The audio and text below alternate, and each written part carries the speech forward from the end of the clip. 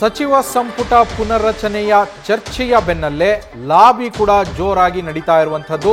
ದೆಹಲಿಯಲ್ಲಿ ಸಚಿವ ಸ್ಥಾನದ ಆಕಾಂಕ್ಷಿಗಳು ಲಾಬಿಯನ್ನ ನಡೆಸ್ತಾ ಇದ್ದಾರೆ.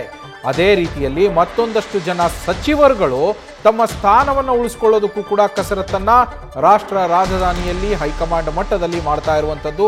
ತಮ್ಮ ಸ್ಥಾನ ಕೈ ತಪ್ಪಿ ಹೋಗದಂತೆ ಕೆಲ ಸಚಿವರು ಕೂಡ ಅಲ್ಲಿ ಲಾಬಿಯನ್ನ ಮಾಡ್ತಾ ಇದ್ದಾರೆ.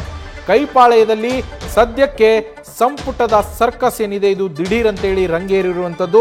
ಮೊನ್ನೆ ಸಿಎಂ ಸಿದ್ದರಾಮಯ್ಯ ಅವರು ದೆಹಲಿಗೆ ಹೋಗಿ ಬಂದ ನಂತರ ದೆಹಲಿಯಲ್ಲಿ ಈ ರಾಜಕಾರಣ, ಅದರಲ್ಲೂ ಕಾಂಗ್ರೆಸ್ ಪಾಳೆಯದಲ್ಲಿ ಇದು ರಂಗೇರಿರುವಂಥದ್ದು.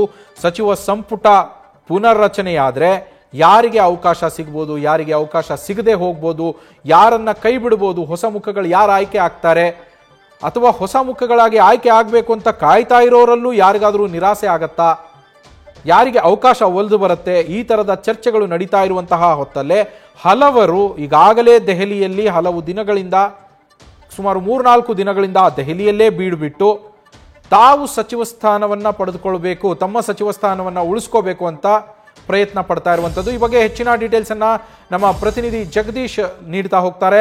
ಲೈವ್ನಲ್ಲಿ ಜಾಯ್ನ್ ಆಗಿದ್ದಾರೆ. ಜಗದೀಶ್, ಯಾವ್ಯಾವ ಸಚಿವರು ತಮ್ಮ ಸ್ಥಾನವನ್ನು ಉಳಿಸ್ಕೊಳ್ಳೋದಕ್ಕೆ ಪ್ರಯತ್ನ ಪಡ್ತಾ ಇರುವಂಥದ್ದು, ಹಾಗೆ ಹೊಸದಾಗಿ ಸಚಿವ ಸ್ಥಾನವನ್ನು ಪಡೆಯೋದಕ್ಕೆ ಯಾರೆಲ್ಲ ಪ್ರಯತ್ನ ಪಡ್ತಾ ಇದ್ದಾರೆ, ಯಾವ ರೀತಿಯಲ್ಲಿ ಪ್ರಯತ್ನ ಪಡ್ತಾ ಇದ್ದಾರೆ ದೆಹಲಿಯಲ್ಲಿ? ಜಗದೀಶ್, ನವೀನ್, ಈಗಾಗಲೇ ರಾಜ್ಯದ ವಿಚಾರದಲ್ಲಿ ಹೇಳಬೇಕಾದ್ರೆ ಸಚಿವ ಸಂಪುಟ ಪುನರಚನೆ ಆಗುತ್ತೆ ಅನ್ನುವಂತಹ ಚರ್ಚೆ ಯಾವಾಗ ಬಂತು, ಬಹಳಷ್ಟು ಜನ ಸಚಿವರಿಗೆ ಎದೆಯಲ್ಲಿ ಡವ ಶುರುವಾಗಿದೆ. ಕಾರಣ ಏನು ಅಂದ್ರೆ, ಬಹಳಷ್ಟು ಜನರು ಈ ಬಾರಿಯ ಸಚಿವ ಸಂಪುಟ ಪುನರಚನೆಯ ಸಂದರ್ಭದಲ್ಲಿ ನಮ್ಮ ಹೆಸರನ್ನ ಕೈ ಬಿಡ್ತಾರೆ ಅನ್ನುವಂತಹ ಅನುಮಾನಗಳು ಬಹಳಷ್ಟು ಜನರಿಗಿದೆ. ಒಂದು, ಅವರು 2.5 ವರ್ಷ ಮಾಡುವಂತಹ ಕಾರಣಕ್ಕಾಗಿ, ಎರಡನೇದಾಗಿ ಏನಂತಂದ್ರೆ ಬಹಳಷ್ಟು ಜನರಿಗೆ ಮತ್ತೊಬ್ಬರಿಗೆ ಅವಕಾಶವನ್ನು ಕಲ್ಪಿಸುವಂತಹ ಕಾರಣಕ್ಕಾಗಿ, ಮತ್ತೆ ಕೆಲವೊಬ್ಬರ ಪರ್ಫಾರ್ಮೆನ್ಸ್ ವಿಚಾರದಲ್ಲಿ ಅವ್ರನ್ನ ಮಾಡ್ತಾರೆ ಅನ್ನೋಂದ್ರೆ ಕೈ ಬಿಡುವಂತಹ ಕೆಲಸವನ್ನ ಮಾಡ್ತಾರೆ ಅನ್ನುವಂಥದ್ದು. ಅದರಲ್ಲೂ ಈಗ ದೆಹಲಿಯಲ್ಲಿ ಬೀಡ್ಬಿಟ್ಟಿರುವಂತಹ ನಾಯಕರುಗಳ ಹೆಸರುಗಳನ್ನ ಹೇಳ್ತಾ ಹೋದ್ರೆ ನೀವು, ಶಿವಾನಂದ ಪಾಟೀಲ್ ಅವರು ದೆಹಲಿಯಲ್ಲಿ ಕೂತ್ಕೊಂಡಿದ್ದಾರೆ. ಯಾವುದೇ ಕಾರಣಕ್ಕೂ ಸಚಿವ ಸಂಪುಟದಿಂದ ಕೈ ಬಿಡಬಾರದು ಅನ್ನುವಂತಹ ಕಾರಣಕ್ಕಾಗಿ ತಮ್ಮದೇ ಆದಂತಹ ರೀತಿಯಲ್ಲಿ ಲಾಬಿಯನ್ನ ಮಾಡ್ತಾ ಇದ್ದಾರೆ. ಇನ್ನು ಆರ್.ಬಿ. ತಿಮ್ಮಾಪುರ ಅವರ ಹೆಸರು ಸಹಿತ ಅಲ್ಲಿ ಕೇಳಿ ಬರ್ತಾ ಇದೆ. ಯಾಕಂದ್ರೆ ಆರ್.ಬಿ. ತಿಮ್ಮಾಪುರ ಅವರು ಸಹ ಈಗ ದೆಹಲಿಯಲ್ಲೇ ಬೀಡ್ಬಿಟ್ಟಿದ್ದಾರೆ. ಅದರ ಏನಂದ್ರೆ ಹೈಕಮಾಂಡ್ ನಾಯಕರಲ್ಲೂ ಸ್ಪೆಷಲಿ ಮಲ್ಲಿಕಾರ್ಜುನ್ ಖರ್ಗೆ ಅವರಿಗೆ ಹೋಗಿ ಭೇಟಿಯನ್ನ ಮಾಡಿ ಅವ್ರ ಜೊತೆ ಕೂತ್ಕೊಂಡು ಮಾತುಕತೆ ಆಡಿ ಯಾವುದೇ ಕಾರಣಕ್ಕೂ ಸಮುದಾಯವಾರು ವಿಚಾರದಲ್ಲಿ ಅವರು ಒಂದು ಲೆಕ್ಕವನ್ನು ಹಾಕ್ತಿರುವಂತದ್ದು. ಮತ್ತೆ ಎರಡನೇದಾಗಿ ಅಂದ್ರೆ ಸೀನಿಯಾರಿಟಿ ಆಧಾರದ ಮೇಲೆ ಎರಡೂ ನನ್ನ ಹತ್ರ ಕೆಪಾಬಿಲಿಟಿ ಇದೆ, ಮತ್ತೆ ನನ್ನ ಸಚಿವ ಸ್ಥಾನದ ಏನಂದ್ರೆ ಕೊಟ್ಟಿರುವಂತಹ ಸಚಿವ ಸ್ಥಾನವನ್ನು ಸಮರ್ಪಕವಾಗಿ ನಿಭಾಯಿಸಿದ್ದೀನಿ ಅನ್ನುವಂತಹ ಸಂದೇಶ, ಮತ್ತೆ ಜೊತೆಗೆ ಇಲಾಖೆಯಲ್ಲಿ ತೆಗೆದುಕೊಂಡಿರ್ತಕ್ಕಂತಹ ಕ್ರಮಗಳ ಬಗ್ಗೆ ಸಹಿತ ಮನವರಿಕೆ ಮಾಡಿಕೊಡುವಂತಹ ಕೆಲಸವನ್ನ ಮಾಡ್ತಾ ಇದ್ದಾರೆ. ಮತ್ತೊಂದು ಕಡೆಗೆ ಏನಂದ್ರೆ ಚೆಲುವರಾಯ ಸ್ವಾಮಿಯು ಸಹ ಸಚಿವ ಸಂಪುಟದಿಂದ ಕೈ ಬಿಡ್ತಾರೆ. ಅದರ ಮೂಲಕವಾಗಿ ಹಳೆ ಮೈಸೂರು ಭಾಗದಲ್ಲಿರುವಂತಹ ಮತ್ತೆ ಬೇರೆ ನಾಯಕರುಗಳಿಗೆ ಏನಂದ್ರೆ ಅವಕಾಶವನ್ನ ಮಾಡಿಕೊಡ್ತಾರೆ ಅನ್ನುವಂತಹ ಏನಂದ್ರೆ ವಿಚಾರಗಳು ಯಾವಾಗ ಕಿವಿಗೆ ಬೀಳ್ತಾವೋ ಆವಾಗ ಅವರು ಸಹ ಏನಂದ್ರೆ ಈ ಬಾರಿ ಸಚಿವ ಸಂಪುಟದಲ್ಲಿ ಏನಾದರೂ ಕೈ ಬಿಡ್ತಾರಾ ಅನ್ನುವಂತಹ ಅನುಮಾನಗಳು ಅವರಿಗೆ ಮೂಡ್ತಾ ಇದ್ದಾವೆ.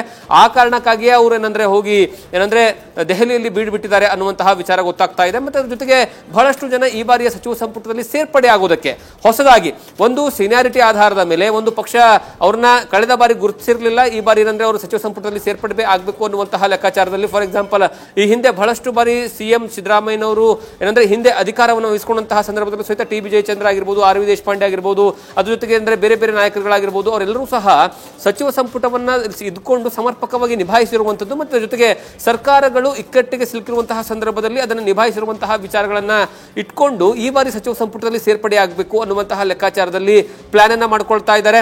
ಅದರ ಜೊತೆಗೆ ಏನಂದ್ರೆ ಒಂದು ವೇಳೆ ಈ ಬಾರಿ ಏನಾದರೂ ಸಚಿವ ಸಂಪುಟದಲ್ಲಿ ಸೇರ್ಪಡೆ ಆಗಿಲ್ಲ ಅಂತಂದ್ರೆ ಮುಂದೆ ಯಾವತ್ತೂ ಸಹ ಸೇರ್ಪಡೆ ಆಗೋದಕ್ಕೆ ಸಾಧ್ಯವೇ ಇಲ್ಲ ಅನ್ನುವಂತಹ ಚರ್ಚೆಗಳು ಇದಾವೆ. ಕಾರಣ ಏನು ಅಂದ್ರೆ, ಒಂದ್ ಕಡೆಗೆ ಸಿಎಂ ಸ್ಥಾನದ ವಿಚಾರವಾಗಿ ಏನಂದ್ರೆ ಗೊಂದಲಗಳಿದಾವೆ. ಆ ಗೊಂದಲಕ್ಕೆ ತೆರೆ ಇಡುವಂತಹ ಕೆಲಸವನ್ನ ಹೈಕಮಾಂಡ್ ಮಾಡ್ತಾ ಇದೆ. ಒಂದು ವೇಳೆ ಈ ಬಾರಿಯ ಸಚಿವ ಸಂಪುಟ ಪುನರಚನೆ ಆಗಿದ್ದೇ ಆದ್ರೆ ಅಥವಾ ವಿಸ್ತರಣೆ ಆಗಿದ್ದೇ ಆದ್ರೆ ಅದಾದ ಮೇಲೆ ಮತ್ತೆ ಯಾವಾಗ ಆಗುತ್ತೆ ಅನ್ನುವಂತಹ ಪ್ರಶ್ನೆಗೆ ಯಾರ ಬಳಿಯೂ ಸಹ ಉತ್ತರ ಇಲ್ಲ. ಹಾಗಾಗಿ ಈ ಬಾರಿಯ ಸಚಿವ ಸಂಪುಟದ ಒಳಗೆ ಸೇರ್ಪಡೆ ಆಗಬೇಕು ಅನ್ನುವಂತಹ ಲೆಕ್ಕಾಚಾರದಲ್ಲಿ ಬಹಳಷ್ಟು ಜನ ಶಾಸಕರಿದ್ದಾರೆ. ಅದರಲ್ಲೂ ಸ್ಪೆಷಲಿ ಲಕ್ಷ್ಮಣ್ ಸವದಿ ಅಂತೂ ಕಳೆದ ಬಾರಿಯ ಸಚಿವ ಸಂಪುಟದಲ್ಲಿ ಸೇರ್ಪಡೆ ಆಗ್ತಾರೆ ಅನ್ನುವಂತಹದಿತ್ತು, ಆದ್ರೆ ಅವರು ಸೇರ್ಪಡೆ ಆಗಿಲ್ಲ. ಒಂದು ಕಡೆಗೆ ಅವರಿಗೆ ಸತೀಶ್ ಜಾರಕಿಹೊಳಿ ನೇರ ವಿರೋಧವನ್ನ ಮಾಡುವಂತಹ ಕೆಲಸವನ್ನ ಮಾಡ್ತಾ ಇದ್ದಾರೆ. ಹಾಗಾಗಿ ಬೆಳಗಾವಿಯ ಮಟ್ಟದಲ್ಲಿ ಮತ್ತೆ ಕೆಳಗಡೆ ಇರುವಂತಹ ಅಂದ್ರೆ ರಾಜ್ಯ ಮಟ್ಟದ ನಾಯಕರುಗಳ ನಡುವೆ ಏನಂತಂದ್ರೆ ಮನವರಿಕೆ ಮಾಡುವಂತಹ ಕೆಲಸವನ್ನ ಮಾಡಿಕೊಟ್ಟಿದ್ದಾರೆ.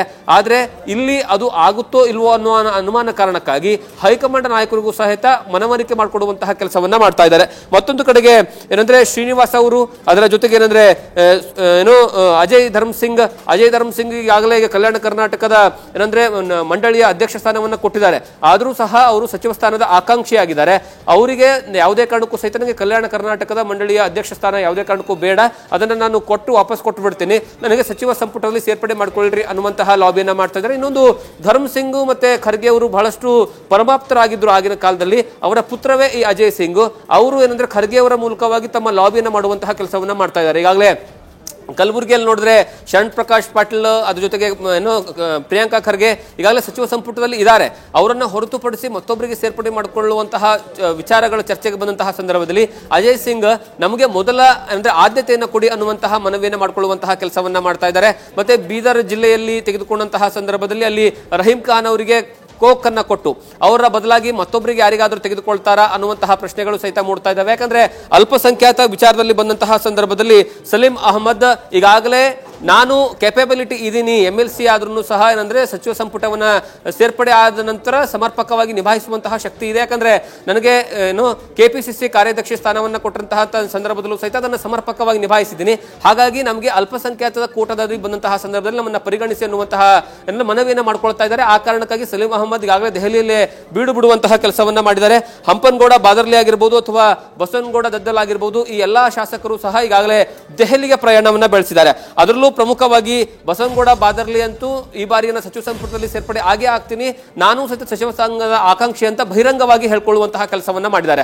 ಹಾಗಾಗಿ ಈ ಎಲ್ಲಾ ಶಾಸಕರುಗಳು ಸಹ ತಮ್ಮದೇ ಆದಂತಹ ರೀತಿಯಲ್ಲಿ ಲಾಬಿಯನ್ನ ರಾಜ್ಯ ಮಟ್ಟದಲ್ಲೇ ಮಾಡಿದ್ರು. ಈಗ ಹೈಕಮಾಂಡ್ ಮಟ್ಟದಲ್ಲೂ ಸಹ ದೆಹಲಿಯಲ್ಲಿ ಕೂತ್ಕೊಂಡು, ಯಾಕಂದ್ರೆ ಇವತ್ತು ಬಹುತೇಕ ಅಂತಿಮ ಆಗುತ್ತೆ ಅನ್ನುವಂತಹ ಚರ್ಚೆಗಳಿದ್ದಾವೆ. ಅದು ಎಷ್ಟರ ಮಟ್ಟಿಗೆ ಆಗುತ್ತೋ ಬಿಡುತ್ತೋ ಅನ್ನುವಂತಹ ಪ್ರಶ್ನೆಗೆ ಇನ್ನೂವರೆಗೂ ಸಹಿತ ಉತ್ತರ ಇಲ್ಲ.